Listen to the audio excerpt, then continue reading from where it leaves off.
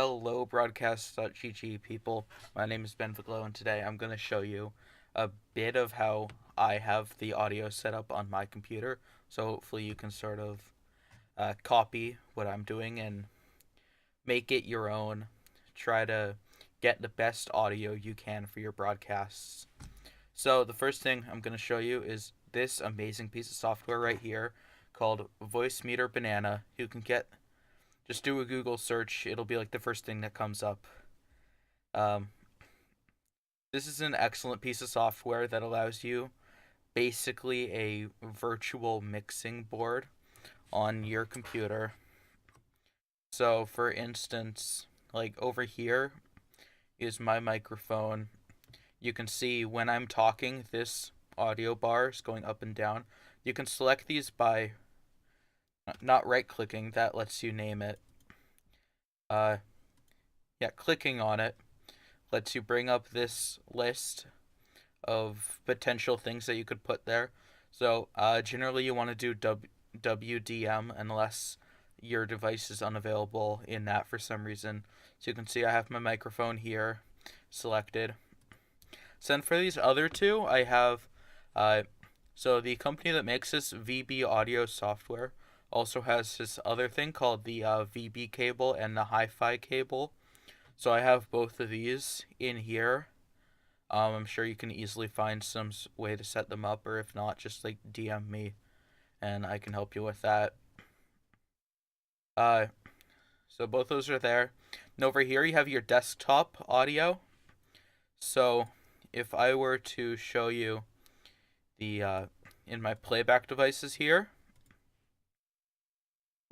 down here there's a Voicemeeter aux input and Voicemeeter input. So these are what these two are here. This is Voicemeeter input. This is Voicemeeter aux input.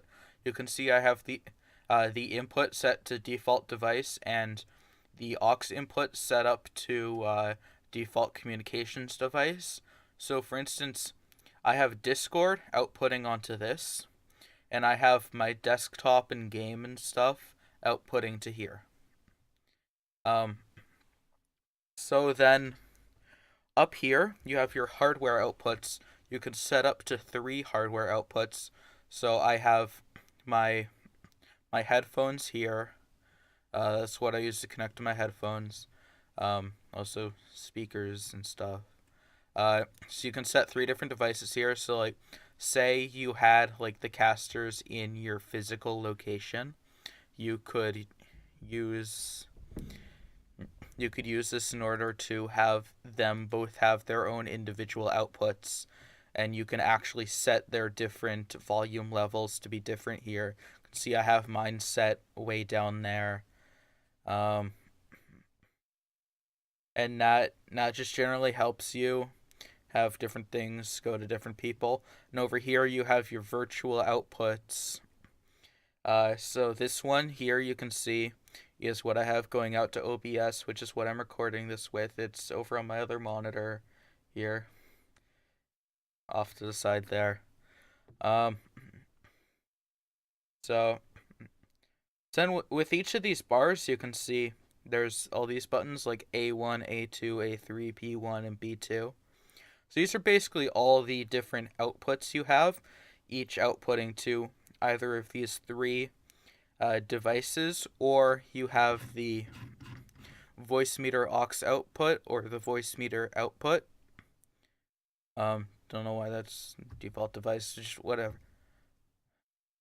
I should actually have my microphone as default device. Okay, so there we go.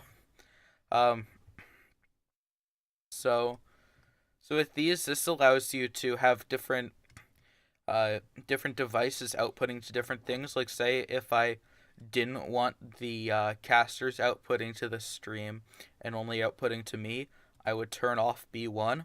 So now it's only on A1, which is my personal headphones, so only I can hear them. They're not being output to any other place, only to me. So this is generally pretty good, but like, you know, if you want to mess with it and stuff, you have to go in here. This is where this comes in. This gets installed with when you install Voicemeeter Banana, and it's called, uh, you just search macro buttons up here. It'll come in macro buttons. There. It's like right there. So that's what brings this up. So you can see I have all these different buttons here. But if we right click on one of these, it lets us bring up this button configuration. And there's all this cool feeds. Let me actually go to one I have filled out. So you can see here the button name and the button subnames. The one annoyance with this is that they don't uh, they don't wrap around, so you only have so much space to work with, which is why I only have so much stuff in the in like each field. So it's a bit annoying. So that's where you name it stuff. Uh, Here's where you can set either a push or toggle. The two positions there is toggle. So I just have these as push buttons because I feel like it makes it easier to do a lot of the stuff I want to do with these. So then over here, this basically has its own sort of scripting language in a way. You can find it in the Voicemeeter Banana user guide, but the biggest ones that I found is Fade 2 and dot B1 or dot B2 dot A1 A2 A3 whatever. So what Fade so the first parts of this is strip bracket 2 bracket.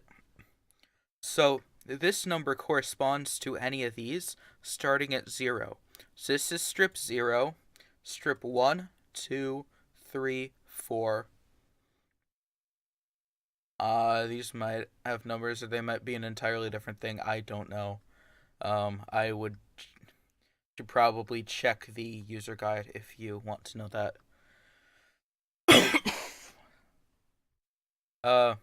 Shouldn't have done that. I should have muted myself. Damn. Okay. But whatever. So, as you can see, that's the first part. So strip 2, this is this strip here. So it's setting this strip. Then next is dot fade 2. That means that this is going to fade to a number. So we have equals, then in parentheses, -35. So this is where it's sending it to. Like all the way down here to like -35. You can double click on those to bring them back to normal. Then comma 1000. And that's how long it's going to take to get there. So this will, in a second, fade down smoothly from wherever it's at before to -35. And we can also see it's doing the same with strip 3, which is desktop audio, bringing this all the way down to -60 in 3 seconds. So then the next part of this is strip 4.b1 equals 1. So we can see strip 4, 0, 1, 2, 3, 4. So that's here. That's where I have Discord going to. So B1 here is being set to 1. That means on. Generally in scripting languages, 1 is on, 0 is off. So if I had this B1 equals 0, it would turn this off for B1. So we can see if I were to hit this, it does all those changes and it turns on. If I had this off, then we'd see it turns that on as well. The last things are up here. There's keyboard shortcuts. You sort of have to go through this list to find the different combinations you want, and the list sort of lags occasionally, and there aren't all that many options. I believe there's also a way to set. Oh yeah, down here you can set these to MIDI buttons too. So if you have like a MIDI controller and you want to be able to hit these buttons on that, you can do that as well. As well as you can have these trigger with voice levels, which I don't find particularly useful for streams, for like broadcasts and stuff, but it can probably be useful for a lot of other things. As well as X input for like gamepads and stuff if you want to do that for whatever reason. So I have a bunch of these set, and they're all set to these different shortcuts. And these are the same shortcuts that I have controlling different stuff on OBS. So like, for instance, Alt C goes to the caster cameras. So that's why it's fading out the game. For instance, like this would be after the play of the game. I found that if it's just a flat cutout, it sounds really bad. So having that fade out over that 3 seconds allows it to sort of feel like the song is ending on its own without going to those really, really loud bang, bang, bang when the stat cards come out. Uh, and then it also puts the music down to -35 because I will have them faded out like around here when I'm in game, which -60 basically is negative infinity. Like no one can hear it. It's basically gone.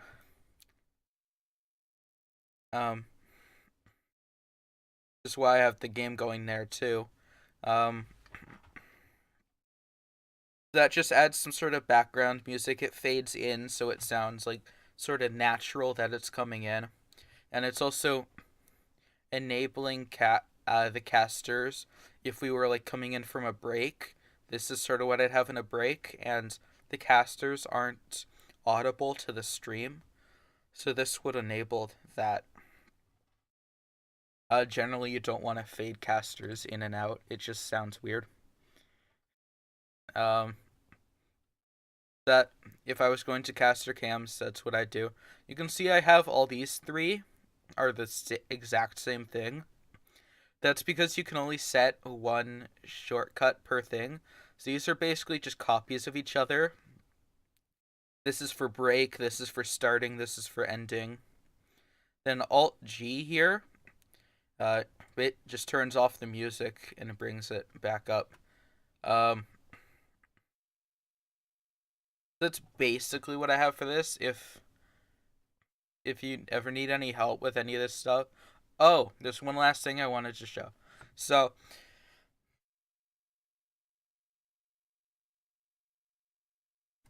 you can hit those mute buttons if you like need to cough, by the way.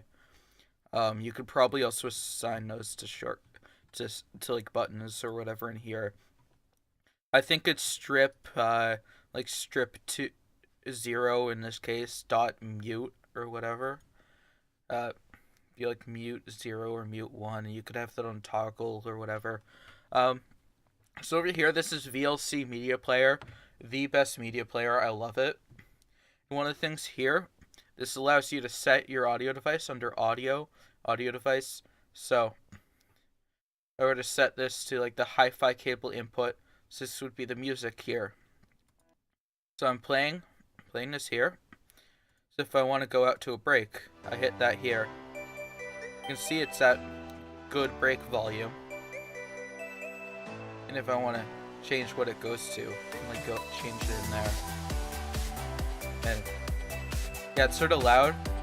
Then like goes into casters. It's just more backgrounds. Then game off, it's gone. Can't hear it. So generally do a sort of that thing. I just sort of leave it running while the game is going.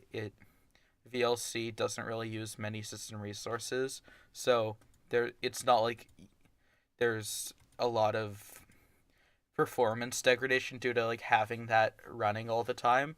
So you can just sort of do that, so like you don't have to remember to turn it on before you cut back to the casters after the game's over. So that's generally how I run my audio. If you have any suggestions or like need any help with anything, feel free to like give a holler my way. Um, yeah, but thanks for watching. I hope I helped you sort of get your own audio setup like a bit better. And see ya.